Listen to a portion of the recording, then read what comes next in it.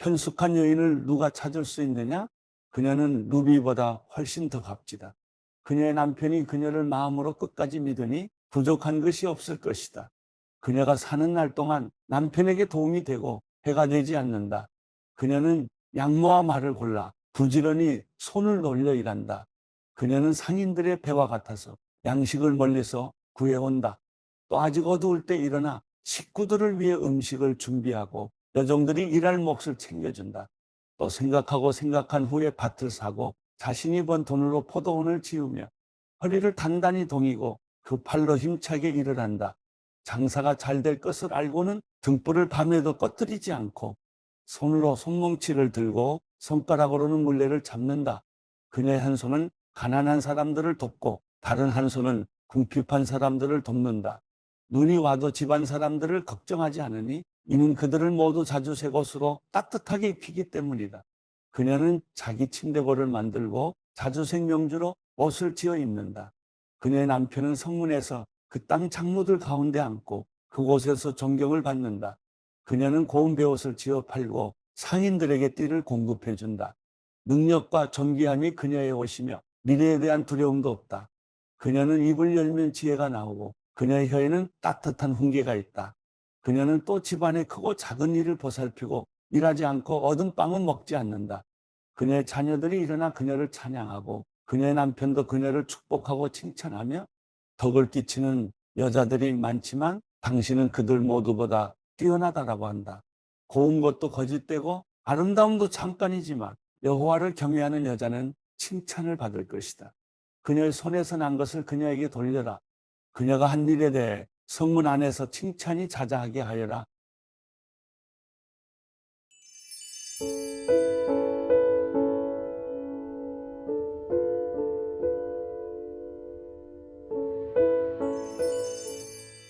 시편 35편. 오 여호와여, 내가 다툴 때 내 편을 들어주시고 나와 싸우는 사람들과 싸워주소서. 방패와 손방패를 들고 일어나 나를 도와주소서. 창을 빼들고 나를 괴롭히는 사람들을 막아주소서. 나는 내 구원이다 하고 내 영혼에게 말씀하소서. 내 목숨을 노리는 사람들이 망신을 당하고 수치를 당하게 하소서. 나를 해치려는 사람들이 당황에 물러나게 하소서. 그들이 바람에 날리는 겨 같게 하시고 여호와의 천사들이 그들을 쫓아내게 하소서. 그들이 가는 길을 어둡고 미끄럽게 하시고 여호와의 천사들이 그들을 괴롭히게 하소서. 그들이 이유 없이 나를 잡으려고 몰래 그물을 쳐놓았고 이유 없이 내 영혼을 사로잡으려고 구멍을 파놓았습니다. 파멸이 그들에게 갑자기 닥치게 하소서. 그들이 쳐놓은 그물에 그들이 잡히고 바로 그 파멸에 그들이 빠지게 하소서. 그러면 내 영혼이 여호와를 기뻐하고 주의 구원을 즐거워할 것입니다. 내 모든 뼈들이 오 여호와여, 힘겨워하는 약한 사람들을 구해내시고 돈도 힘도 없는 사람들을 강한 사람들에게서 구해내시니 주와 같은 분이 어디 있겠습니까? 할 것입니다. 거짓말하는 증인들이 일어나 내가 알지도 못하는 일에 대해 캐묻습니다. 그들은 내게 선을 악으로 갚아 내 영혼을 망쳐 놓았습니다. 그러나 나는 그들이 병들었을 때 베옷을 입고 금식하며 나를 낮추었고 내 기도가 응답 없이 내 가슴에 되돌아왔을 때 그가 내 친구나 형제인 양 내 어머니를 위해 통곡하듯 고개를 떨구고 다녔습니다. 그러나 내가 고통을 당하자 그들은 모여서 기뻐했고 내가 모르는 사이에 모여들어 나를 공격하며 끊임없이 나를 찢습니다. 그들은 잔치상에서 조롱하는 위선자들과 함께 나를 보고 이를 갈았습니다. 오 여호와여, 언제까지 지켜만 보시겠습니까? 내 영혼을 파멸시키는 사람들에게서 구해주시고 내 하나밖에 없는 목숨을 저 사자들에게서 구해주소서. 내가 큰 회중 가운데서 주께 감사드리며 많은 백성들 가운데 주를 찬양하겠습니다. 내 원수들이 나를 보고 통쾌하지 않게 하소서. 아무 이유 없이 나를 미워하는 사람들이 서로 눈짓하지 않게 하소서. 그들은 평화를 말하지 않고 오히려 땅에서 조용히 있는 사람들을 향해 못된 거짓말만 꾸며댑니다. 그들이 내게 입을 크게 벌리고는 우리 눈으로 똑똑히 봤다 라고 합니다. 오 여호와여, 주께서 이것을 보셨으니 잠잠히 계시지 마소서. 오 여호와여, 나를 멀리하지 마소서. 내 하나님이여, 내 주여, 박차고 일어나시고 나를 위해 판단하시고 내 편을 들어주소서. 오 여호와, 내 하나님이여, 주의 의를 따라 판단하소서. 저들이 나를 보고 통쾌하지 않게 하소서. 저들이 속으로 아하, 우리 소원대로 됐다 라고 하거나 우리가 그를 삼켜버렸다 라고 말하지 않게 하소서. 내가 당하는 고통을 통쾌해하는 사람들은 다 수치를 당해 어쩔 줄 모르게 하소서. 내 앞에서 우쭐대는 사람들이 수치와 불명예를 당하게 하소서. 내 의를 즐거워하는 사람들이 기뻐 외치며 즐거워하게 하소서. 그들이 항상 그 종이 잘 되는 것을 기뻐하시는 여호와를 높이자라고 말하게 하소서. 내 혀가 하루 종일 주의 의를 말하고 주를 찬양할 것입니다. 마가복음 1장, 하나님의 아들 예수 그리스도에 관한 복음은 이렇게 시작됩니다. 예언자 이사야의 글에 내가 내 앞에 내 심부름꾼을 보낼 것이다. 그가 내 길을 준비할 것이다. 광야에서 외치는 사람의 소리가 있다. 주를 위해 길을 예비하라. 그분을 위해 길을 곱게 하라라고 기록되어 있는 대로 세례자 요한이 광야에 나타나서 죄 용서를 위한 회개의 세례를 선포했습니다. 유대 온 지방과 예루살렘 모든 사람들이 요한에게 나와 자기 죄를 고백하고 요단강에서 요한에게 세례를 받았습니다. 요한은 낙타털로 만든 옷을 입고 허리에 가죽띠를 두르고 메뚜기와 들꿀을 먹었습니다. 그리고 요한은 이렇게 선포했습니다. 나보다 더 능력 있는 분이 내 뒤에 오실 텐데 나는 몸을 굽혀 그분의 신발끈을 풀 자격도 없다. 나는 너희에게 물로 세례를 주지만 그분은 너희에게 성령으로 세례를 주실 것이다. 그 무렵에 예수께서 갈릴리 나사렛에서 요단 강으로 오셔서 요한에게 세례를 받으셨습니다.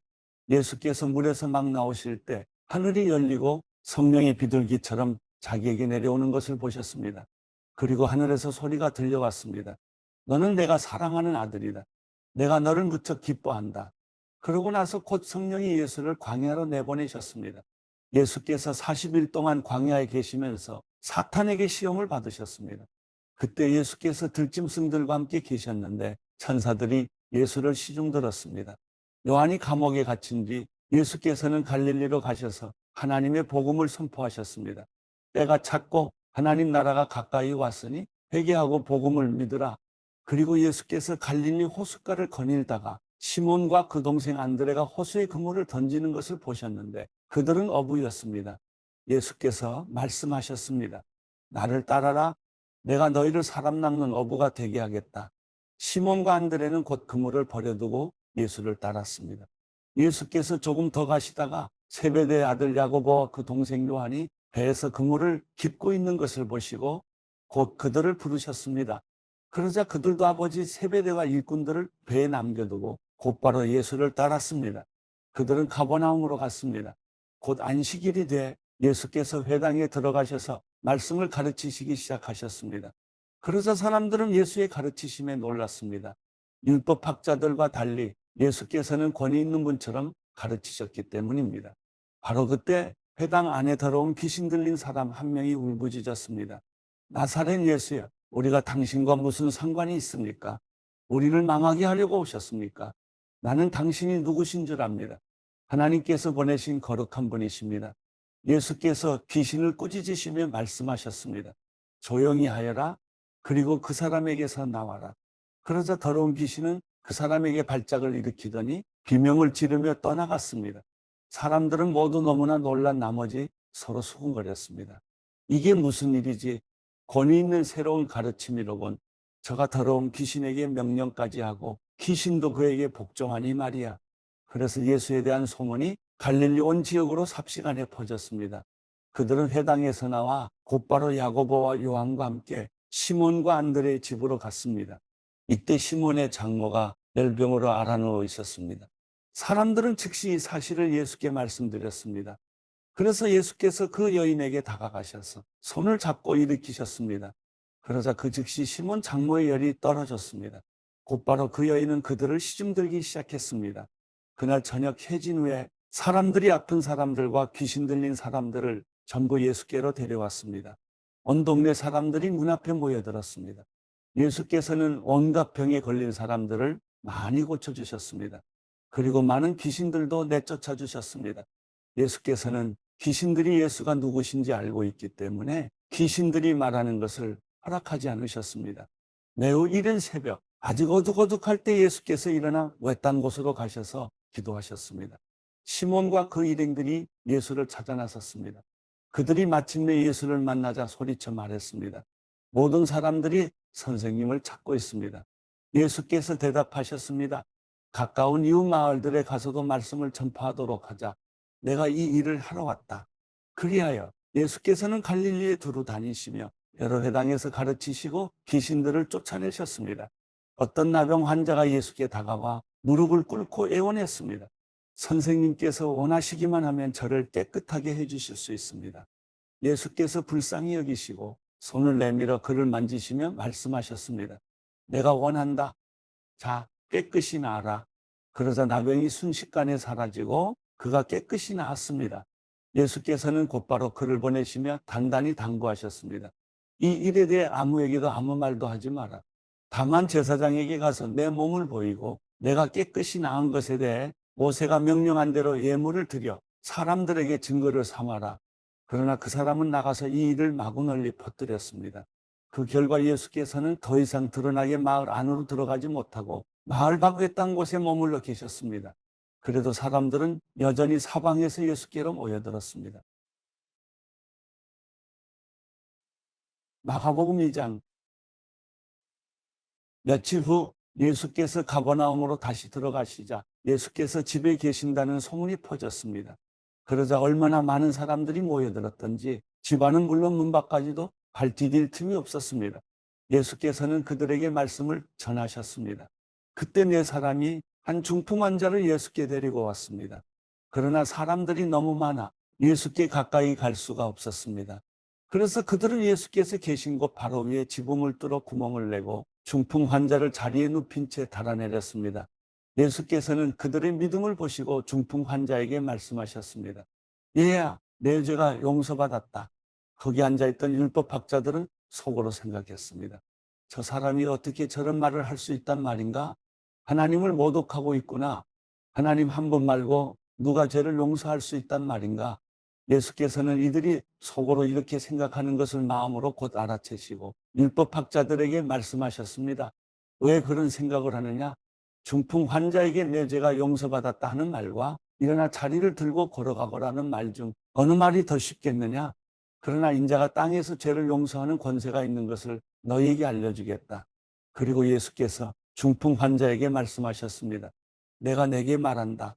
일어나 내 자리를 들고 집으로 가거라. 그래서 중풍 환자는 모든 사람들이 보는 앞에서 벌떡 일어나 자리를 들고 밖으로 나갔습니다. 사람들은 모두 크게 놀라 하나님께 영광을 돌리며 이런 일은 난생 처음 본다라고 말했습니다. 예수께서는 다시 호숫가로 나가셨습니다. 많은 사람들이 나오자 예수께서 가르치기 시작하셨습니다. 그러고 나서 예수께서는 지나가시다가 세관에 앉아있는 알페오의 아들 레위를 만나셨습니다. 나를 따라오너라. 예수께서 레위에게 말씀하시자 레위는 일어나 예수를 따랐습니다. 예수께서 레위의 집에서 식사를 하시는데 많은 세리와 죄인들이 예수와 그분의 제자들과 함께 음식을 먹고 있었습니다. 이런 사람들이 예수를 많이 따랐기 때문입니다. 바리새파 사람인 율법학자들은 예수께서 죄인들과 세리들과 함께 먹는 것을 보고 예수의 제자들에게 물었습니다. 어째서 너희 선생님은 세리들과 죄인들과 함께 어울려 먹느냐? 예수께서 이 말을 들으시고 그들에게 말씀하셨습니다. 건강한 사람에게는 의사가 필요하지 않으나 병든 사람에게는 의사가 필요하다. 나는 의인을 부르러 온 것이 아니라 죄인을 부르러 왔다. 요한의 제자들과 바리새파 사람들이 금식하고 있었습니다. 몇몇 사람들이 와서 예수께 물었습니다.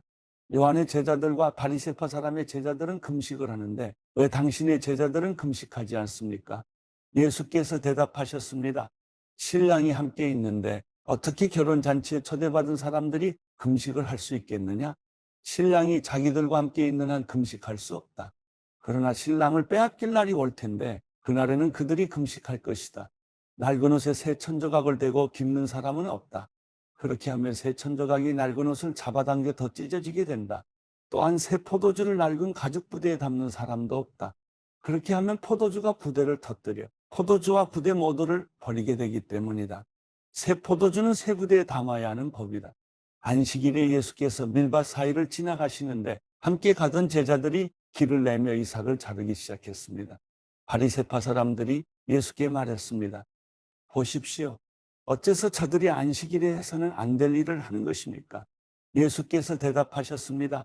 다윗과 그 일행이 배가 고파 먹을 것이 필요했을 때 다윗이 어떻게 했는지 읽어보지 못했느냐? 아비아달 대제사장 때 다윗이 하나님의 집에 들어가 제사장만 먹게 돼 있는 진설병을 다윗이 먹고 자기 일행에게도 나눠주지 않았느냐? 그러고 나서 예수께서 바리새파 사람들에게 말씀하셨습니다. 안식일이 사람을 위해 만들어진 것이지 사람이 안식일을 위해 있는 것이 아니다. 그러므로 인자는 안식일에도 주인이다. 마가복음 3장. 예수께서 다시 회당으로 들어가셨는데 그곳에 한쪽 손이 오그라든 사람이 있었습니다. 몇몇 사람들이 혹시 예수께서 안식일에 그 사람을 고치지는 않을까 하며 예수를 고소할 구실을 찾으려고 가까이에서 지켜보고 있었습니다. 예수께서 손이 오그라든 사람에게 말씀하셨습니다. 일어나 앞으로 나오너라. 그리고 예수께서 그들에게 물으셨습니다. 안식일에 무슨 일을 하는 것이 옳겠느냐? 선한 일이냐 악한 일이냐? 생명을 구하는 것이냐 죽이는 것이냐? 그러자 그들은 말없이 잠자코 있었습니다.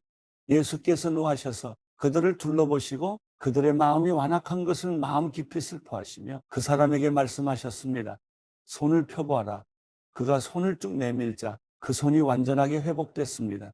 그러자 바리새파 사람들은 그 길로 나가 헤롯 당원들과 함께 어떻게 하면 예수를 죽일까 음모를 꾸미기 시작했습니다.